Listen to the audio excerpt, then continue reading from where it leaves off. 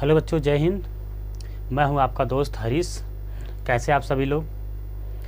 आशा करते हैं कि बिल्कुल शानदार होंगे और अपनी पढ़ाई पर विशेष करके ध्यान देते होंगे, क्योंकि आपकी परीक्षाएं शुरू होने वाली हैं। तो आप मेहनत करते रहिए लगन से, ठीक है। कहते हैं ना कि दर्द, गम और डर जो भी है ये सब तेरे अंदर है। एक बार अपने बनाए पिंजरे से बाहर निकल के देख, तू भी एक सिकंदर है। सो गाइज, ऐसा कुछ भी नहीं है कि आप दुनिया हमसे हैं, हम दुनिया से नहीं हैं। जो भी चीज़ें बनी हैं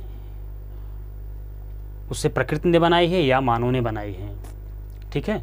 तो हम इस क्लास को कंटिन्यू करते हैं। पिछली क्लास में हमने पढ़ा था भारत में यूरोपीय शक्तियों का आगमन, जिसमें हमने देखा था कि फ्रांसीसी, पुर्तगाली, डच, अंग्रेज ये सब एक क्रम वाइज आते रहे भारत में।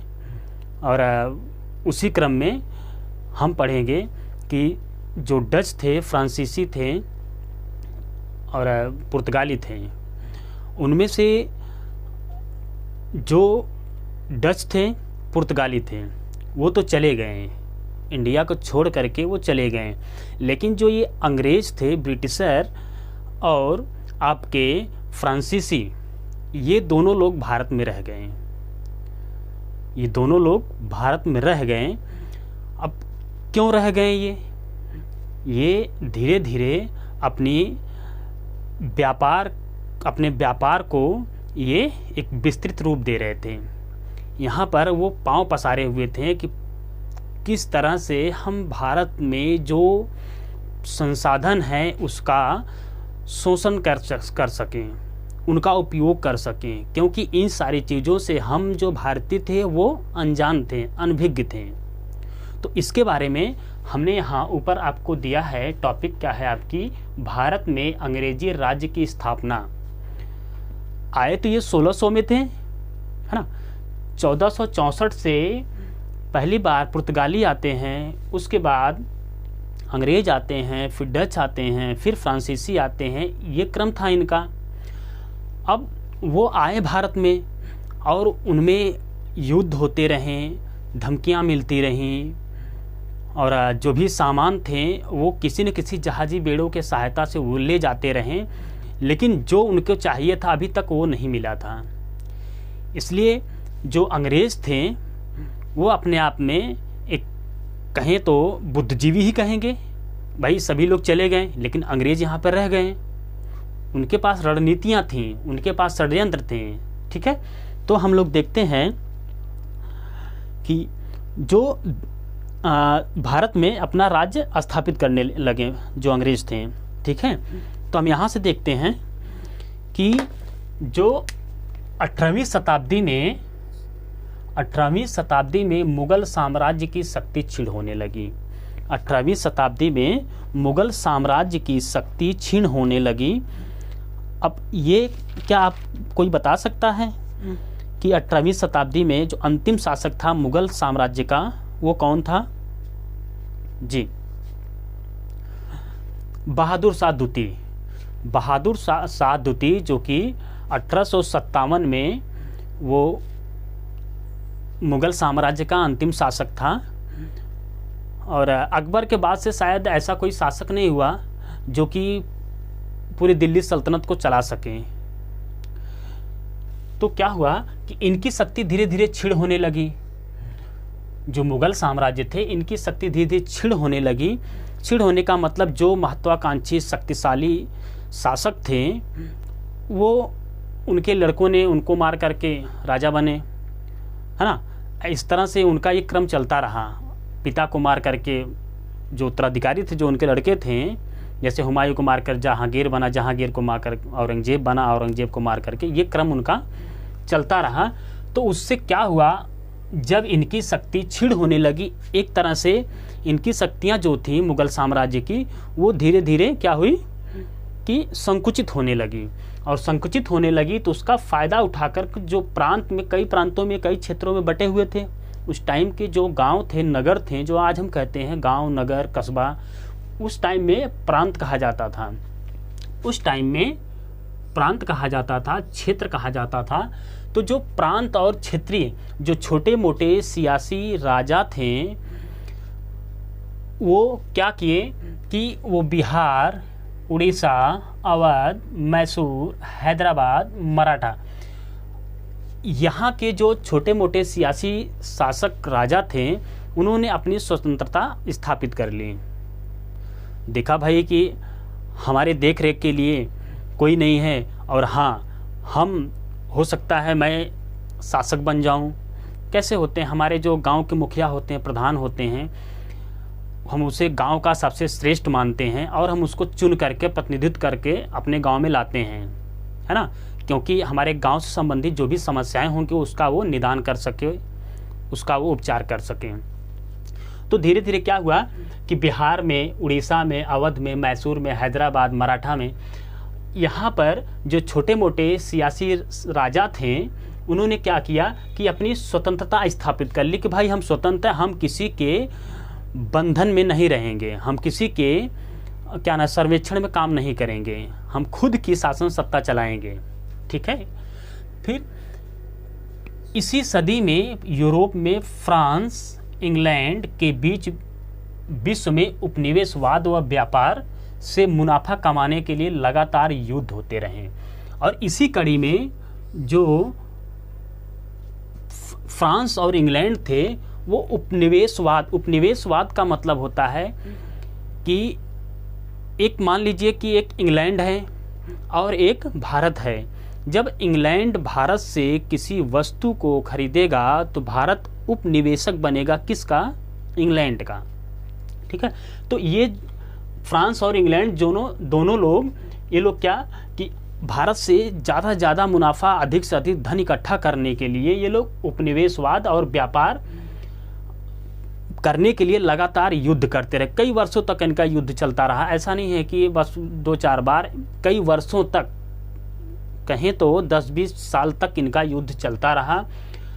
इंग्लैंड, फ्रांस के राजा अपने अपने देश की कंपनियों की धन और साथ से मदद करते थे। जो इंग्लैंड और फ्रांस के जो छोटे मोटे राजा थे, जिनके पास अचल संपत्ति, जिसके पास राजपाट, जिनके पास धन, मुद्राएं उपयोग से ज़्यादा उन्होंने इकट्ठा किया था, वहाँ के जो इंग्लैंड के, फ्रांस के राजा थे, जो धन इकट्ठा किए हुए थे, वो अपने अपने जो वहाँ के देश के कंपनियों के मालिक थे, उनकी मदद करते थे। वो उनके साथ कैसे मदद करते थे? एक तो धन देकर, दूसरी चीज़, अगर कभी युद्ध हुआ, सैनिक की आवश्यकता पड़ी, तो वो राजा अपने सैनिक, जो उनके सैनिक टुकड़ियाँ होती थी, सैनिकों की टुकड़ी होती थी, वो उनको सौंप देते थे अपने देश को कि जाओ भाई तुम लड़ो उनकी तरफ से। अगर वो जीतेंगे तो हम अगर वो हारेंगे तो हम जीत करके बहुत सारा धन इकट्ठा करेंगे, अपने साम्राज्य का विस्तार करेंगे।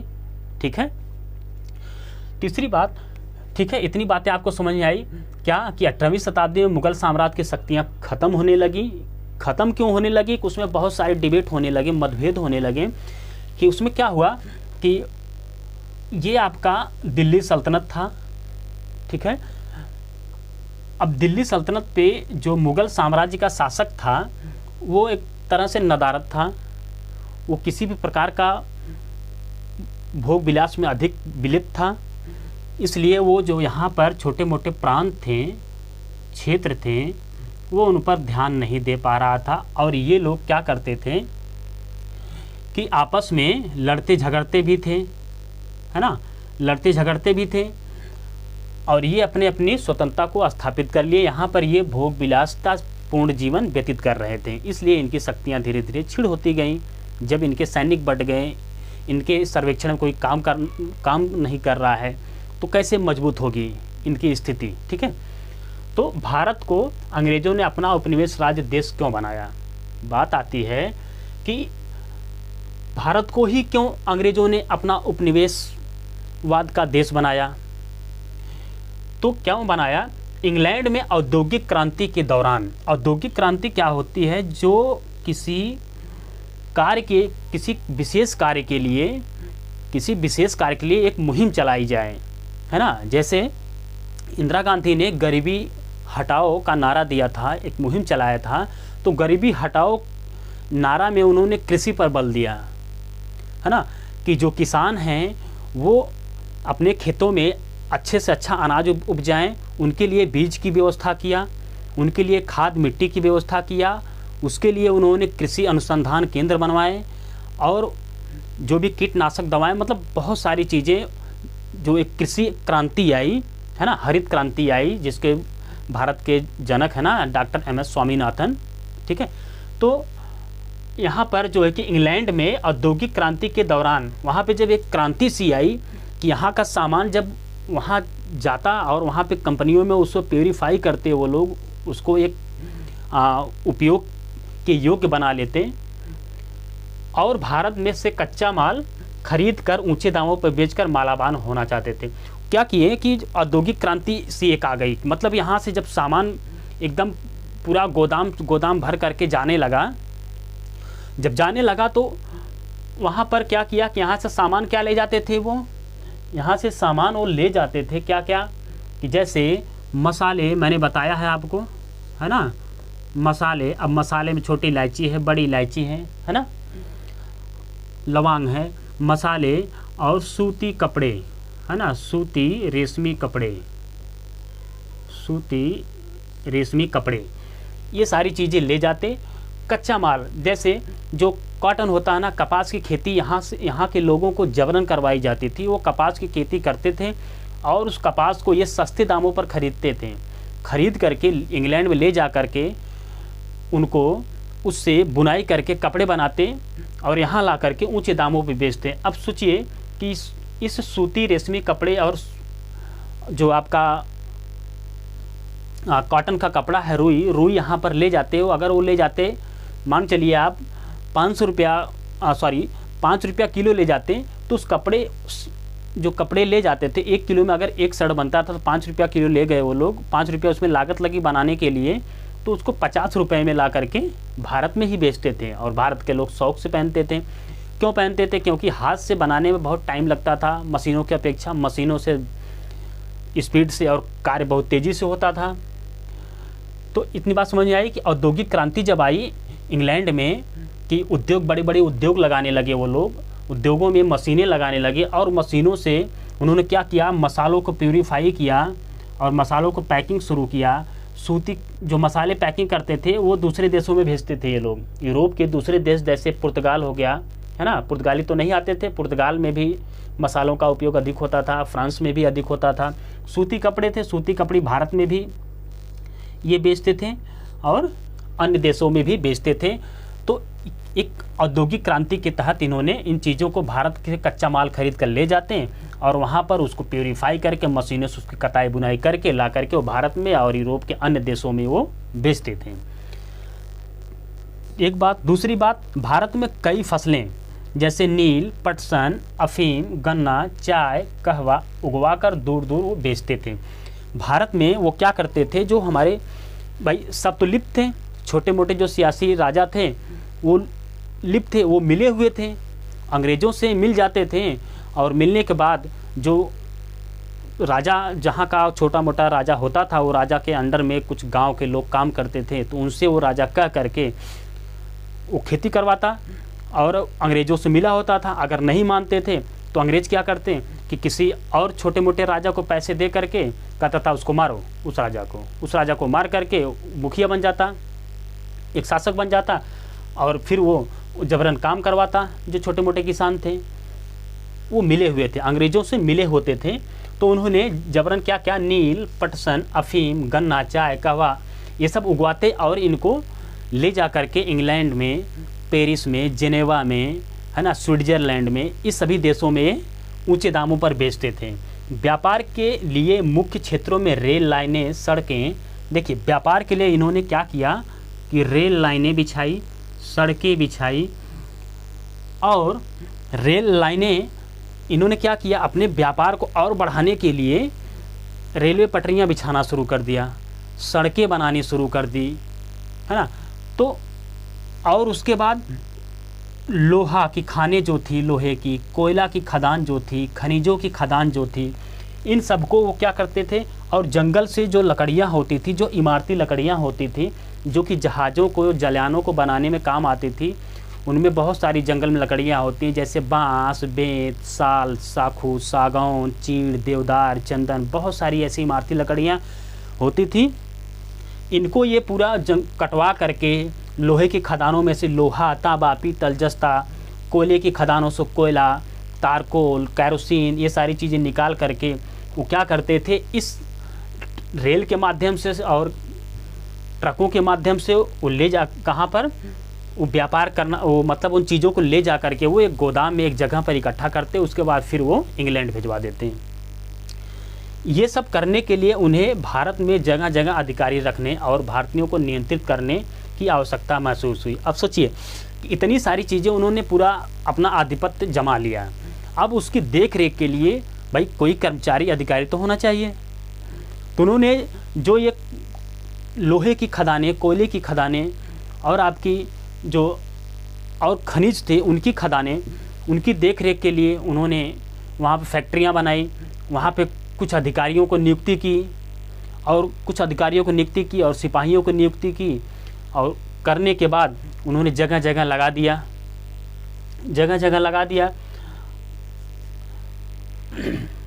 आगे देखते हैं। ब्रिटिश कंपनी नील, काफ़ी, चाय के बागान लगवाती और सस्ते दामों में खरीदकर इंग्लैंड भेजती। और ब्रिटिश कंपनी क्या करती थी कि नील, कॉफ़ी, चाय, इनकी बागान लगवाती थी लोगों से। जो यहाँ पे किसान थे उनसे वो बात नहीं करती, उन किसानों से नहीं, वहाँ के जो हमने बताया कि जो छोटे सियासत के राजा थे उनसे बात करती कि देखिए हम तुमको इतनी मुद्राएं देंगे, इतना पैसा देंगे, और तुम अपने पास के जितने भी आसपास के जो आपके गांव हैं, जो आपकी बातों को मानते हैं, उनसे कहिए कि वो चाय कहवा और आपकी नील, कपास की खेती करें।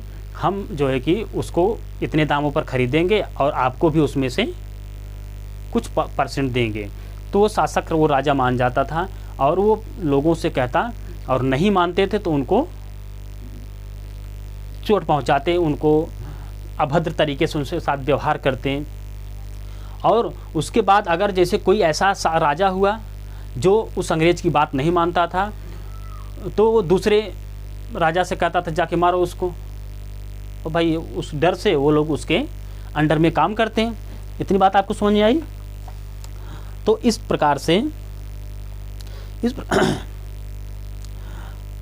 से क्या किया कि उद्योगों को बढ़ावा देने के लिए इन्होंने एक अभियान भी चलाया। ठीक है, इतनी बातें आपको समझ में आई? तो हम लोग इस क्लास को यहीं एंड करते हैं। फिर हम लोग नेक्स्ट क्लास में हम पढ़ेंगे आपका आगे का पार्ट। ठीक है, सो थैंक यू।